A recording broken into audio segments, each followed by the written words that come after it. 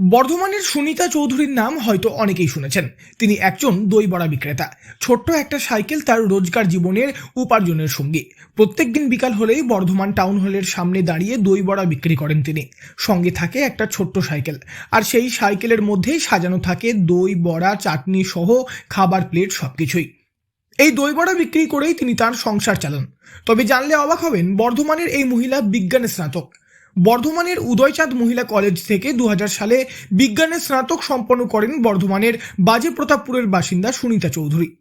স্নাতক সম্পন্ন করার পর স্নাতকোত্তর করার ইচ্ছা ছিল সুনিতাদের, তবে শেষমেশ সেই ইচ্ছা আর পূরণ হয় না।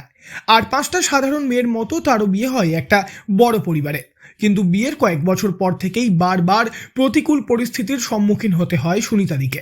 সুনিতা চৌধুরী এই প্রসঙ্গে বলেন, স্বামী ছিলেন ভালো মতো শিক্ষিত নয়, উনি কোনো রকম লেখাপড়া করেছিলেন এবং মদ্যপ স্বামী ছিলেন।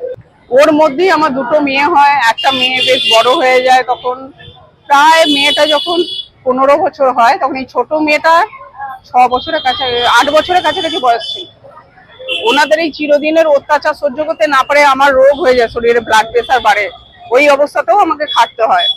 তার সঙ্গে এই মেয়েগুলোকে অত্যাচার করে, ঠিক মতন লেখাপড়া হয় না, ছোট মেয়েটা লেখাপড়া বন্ধ করে দেওয়া হয়, এরকম অনেক কিছু অত্যাচার আমি দেখে ছোট মেয়েটাকে নিয়ে বেরিয়ে আসি এখানে বাপের বাড়ি।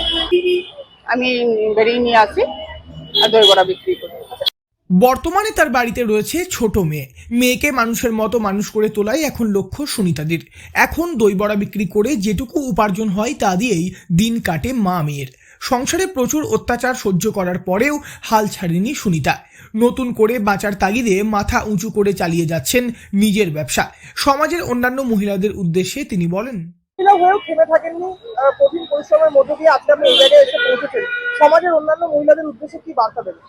বলবো এটাই যে ভয় করে কারুর চাপের মধ্যে থেকে জীবন কাটানোর থেকে ভালো যে নিজের জীবনটা যেমন করে হোক নিজের মতো কাটান। এটাতে খুশি আছে, কষ্ট আছে ঠিকই, আনন্দ অনেক আছে। দূর দূরান্ত থেকে অনেকেই আসেন সুনিতা চৌধুরীর তৈরি দই বড়া খাওয়ার জন্য। ক্রেতারাও বেশ ভালোই প্রশংসা করেন এই দই বড়ার। প্রথম দিকে সেভাবে বিক্রি না হলেও বর্তমানে বেশ ভালোই বিক্রি হয় দই বড়া।